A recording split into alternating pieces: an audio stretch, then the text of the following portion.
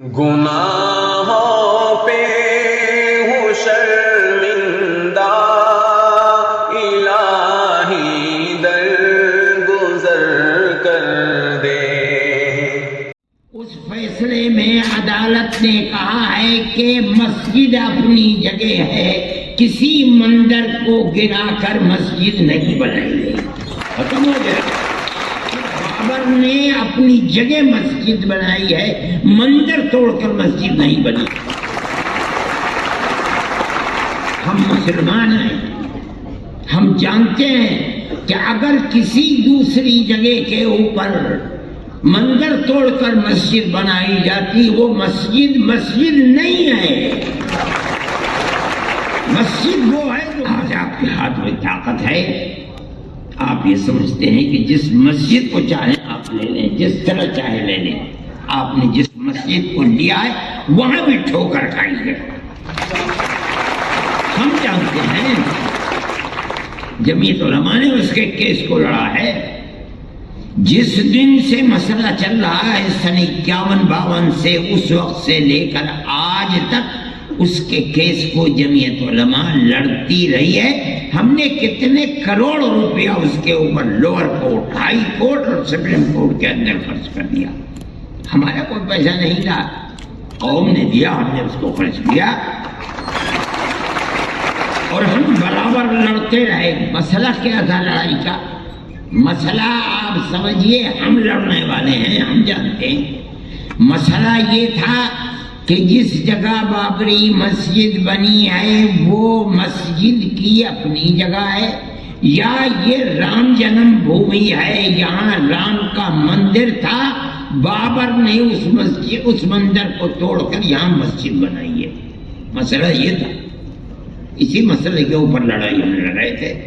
آپ کو یاد ہوگا کہ آثار قدیمہ نے اس کی کھدائی کروائی تاکہ مندر کے باقیات نیچے سے نکلتے ہیں، نہیں نکلتے، باقیات نہیں نکلے، کوئی پتھر نہیں نکلا، کوئی ستون نہیں نکلا، اور آثار قدیمہ نے اس کے اندر کامیابی حاصل نہیں کی۔ اب آپ دیکھیے، ملک کی سب سے بڑی سپریم کورٹ عدالت ہے، وہ عدالت اپنے فیصلے میں کیا کہتی ہے؟ اس فیصلے میں عدالت نے کہا ہے کہ مسجد اپنی جگہ ہے، کسی مندر کو گرا کر مسجد نہیں بنائی گئی۔ ختم ہو گیا۔ ہمارا جو مقدمہ 50-70 سال سے چل رہا تھا، ہم اس مقدمے کے اندر کامیاب ہیں کہ بابر نے اپنی جگہ مسجد بنائی ہے، مندر توڑ کر مسجد نہیں بنی۔ ہم مسلمان ہیں، ہم جانتے ہیں کہ اگر کسی دوسری جگہ کے اوپر مندر توڑ کر مسجد بنائی جاتی، وہ مسجد نہیں ہے۔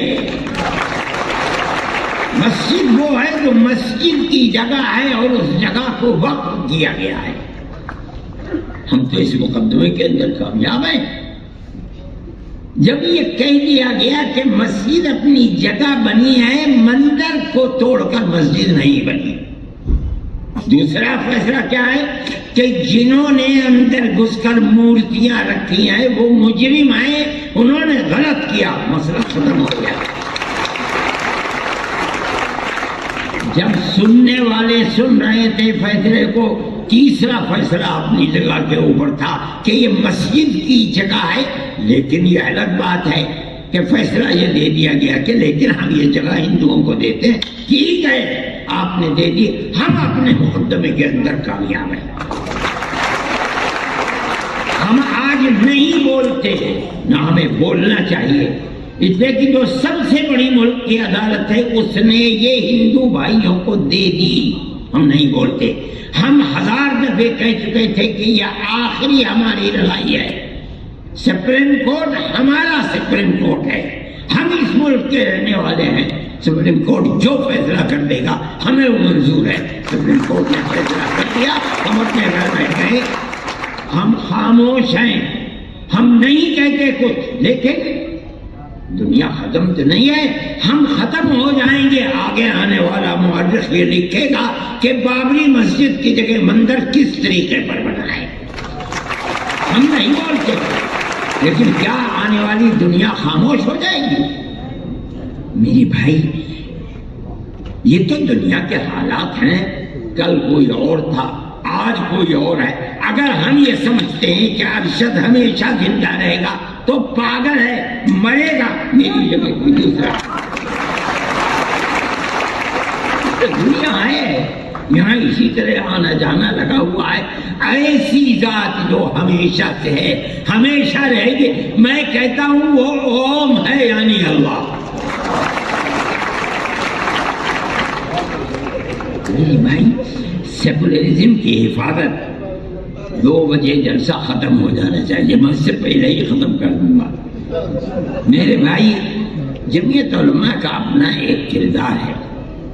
ہم اس سیکولر دستور کے محافظ ہیں۔ ہم سمجھتے ہیں کہ صرف زبانی نہیں کہ دنیا میں جا کر کے سیکولرزم کا ڈھنڈورا پیٹا جائے اور ملک کے اندر مسلمانوں کی 600 سال پرانی مسجدوں کو گرا کر کے وہاں مندر بنائے جائے، یہ سیکولرزم نہیں ہے، یہ ڈھول کا بول ہے۔ آپ کی پارلیمنٹ فیصلہ کر چکی ہے آج سے تقریباً 30-32 سال پہلے کہ جو مسجد جہاں جو مذہبی عبادت گاہ بنی ہوئی ہے سن 47 میں، اس عبادت گاہ کو اسی حال میں رہنے دیا جائے گا۔ آج آپ یہ کہتے ہیں کہ نہیں، بنارس کی مسجد کو توڑ دو، وہ ہماری ہے، متھرا کی مسجد کو توڑ دو۔ آپ کے کردار کا اور پارلیمنٹ کا کیا اعتبار ہے یہ بتائیے؟ کیا چیز ہے پارلیمنٹ کے اندر؟ پارلیمنٹ اس قانون کو بناتی ہے، آپ اس قانون کو ٹھوکر مار دیتے ہیں۔ آپ جو قانون آج بنا رہے ہیں کل کو دوسرا اسے ٹھوکر مار دے گا۔ یہ تو آپ نے ایک ریت اور رواج کر دیا، ہمیں کوئی غرض نہیں ہے اور حکومت خاموش بیٹھی ہوئی ہے۔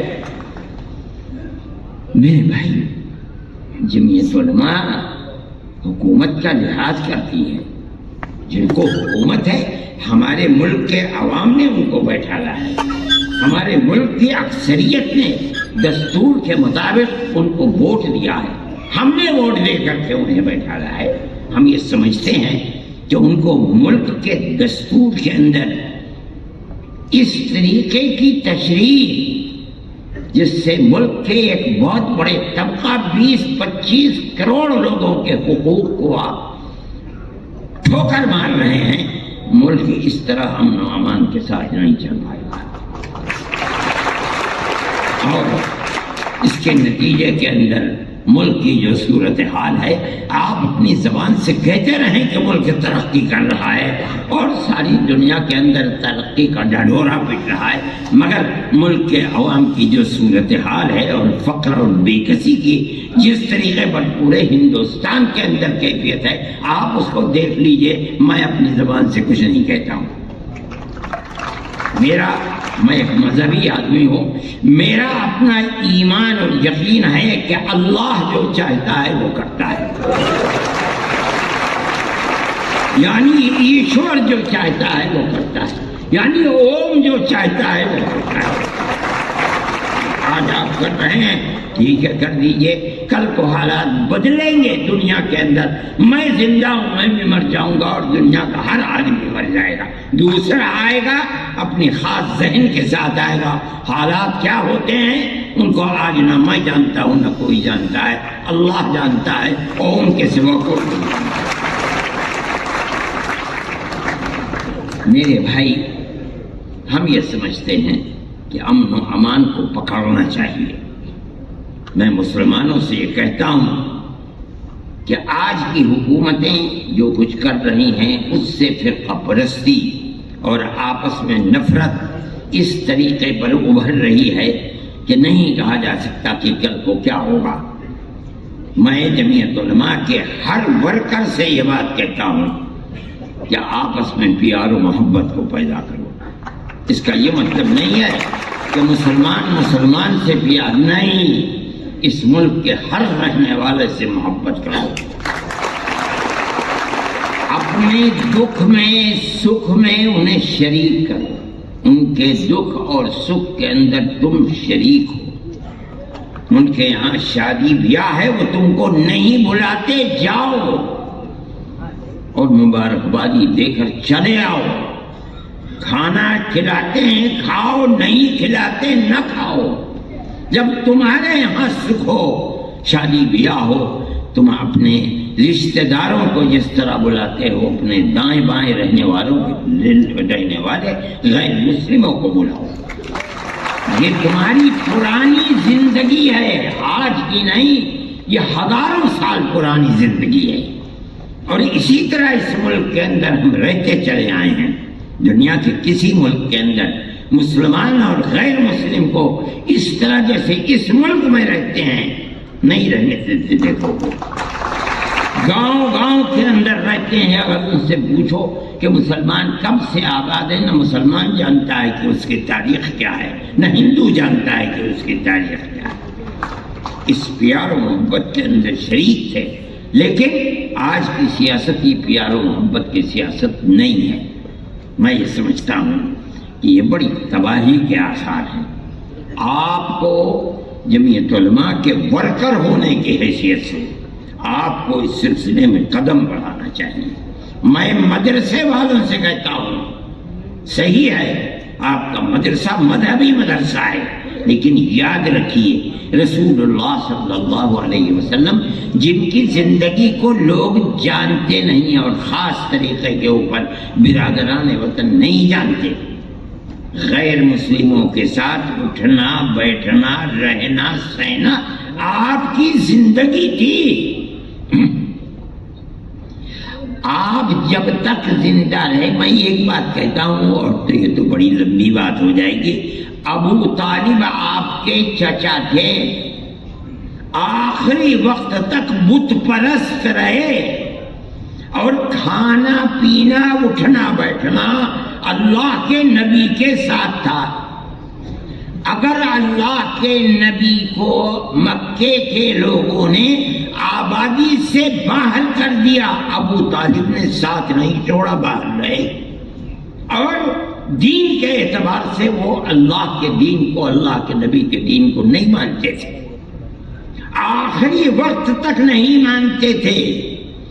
جب جان نکل رہی تھی تب گئے نبی کریم علیہ السلام ان کے پاس اور جا کے کہا، چچا ایک مرتبہ لا الہ الا اللہ محمد رسول اللہ کہہ دیجئے، میں قیامت کے دن اللہ کے یہاں آپ کی شفاعت تو کر دوں گا۔ ابو جہل وہاں کھڑا ہوا تھا، ابو جہل نے کہا، ابو طالب کیا کہیں گے تمہارے بعد لوگ، کیا آخری وقت میں اپنے باپ دادا کے دین کو چھوڑ دیا؟ یہ کہا کہ نہیں، میں اپنے باپ دادا کے دین کے اوپر ہوں، اور مر گئے۔ اللہ کے نبی نے ساتھ نہیں چھوڑا، نہ انہوں نے چھوڑا نہ اللہ کے نبی نے ساتھ چھوڑا، حالانکہ اللہ کے نبی کے دین پر نہیں تھے، نہ زندگی میں تھے نہ مرتے وقت تھے۔ نہیں بھائی، یہ رسول اللہ کا کردار ہے۔ یہ سمجھنا کہ کسی غیر مسلم کے ساتھ اٹھنا بیٹھنا یہ درست نہیں، اسلام میں غلط ہے، غلط ہے، غلط ہے۔ ہم اس ملک کے رہنے والے ہیں، وہ ہمارے بھائی ہیں۔ میں کہتا ہوں ایک آدم کی یعنی پرتم منو کی اولاد ہے، ہم دونوں بھائی بھائی ہیں۔ جو لوگ اس کو تفریق میں اور دشمنی اور نفرت میں لے جانا چاہتے ہیں، وہ ایک باپ کی اولاد نہیں مانتے، اور غلط ہے، غلط ہے، غلط ہے۔ ہم سب ایک ہی باپ کی اولاد ہیں، ہم سب ایک دوسرے کے بھائی ہیں۔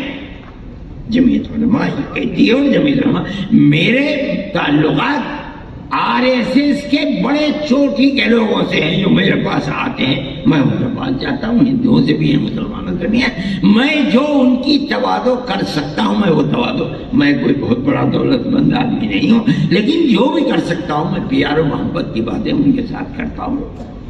کوئی ضرورت نہیں ہے، میں کیوں تفریق کروں؟ وہ صحیح ہے، وہ RSS کے لوگ ہیں، دوسری پارٹیوں کے لوگ ہیں، وہ کریں، ہمارا فرض یہ ہے کہ ہم ان کے ساتھ پیار و محبت، اور میں جانتا ہوں کہ وہ شریف لوگ ہیں، اپنی شرافت کے کردار کو پیش کرتے ہیں۔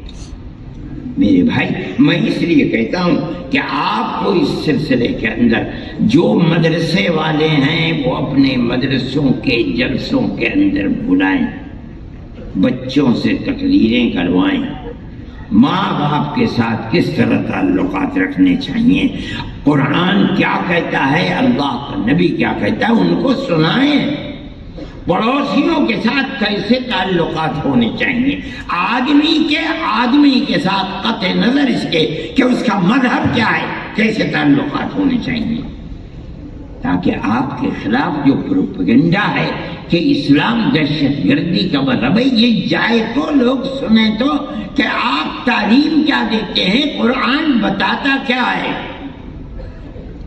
یہ ہمارا قصور ہے کہ ہم اسلام کی صحیح تصویر ان کے سامنے پیش نہیں کر پا رہے ہیں، ہمیں کرنی چاہیے۔ میں یہ بات کہتا ہوں اور آپ میری اس بات پر غور فرمائیں، آپ جہاں مدرسہ قائم کرتے ہیں اس مدرسے کے اندر اپنے ان بھائیوں کو بلائیے، ان کے سامنے اپنے اس پروگرام کو پیش کیجیے جو انسانیت کا پروگرام ہے اور جو قرآن سے ثابت ہو رہا ہے، جو اللہ کے نبی سے ثابت ہو رہا ہے، تب آپ سمجھا جائے گا کہ اسلام کی صحیح تصویر کو دنیا کے سامنے پیش کر رہے ہیں۔ اور اگر یہ نہیں کرتے تو میرے بھائی آپ کے لیے مشکلات ہیں، اور قصوروار آپ ہی ہیں، دوسرے قصوروار نہیں ہیں، اس لیے کہ ہم اسلام کی تصویر کو اپنی زندگی سے پیش نہیں کر پا رہے ہیں۔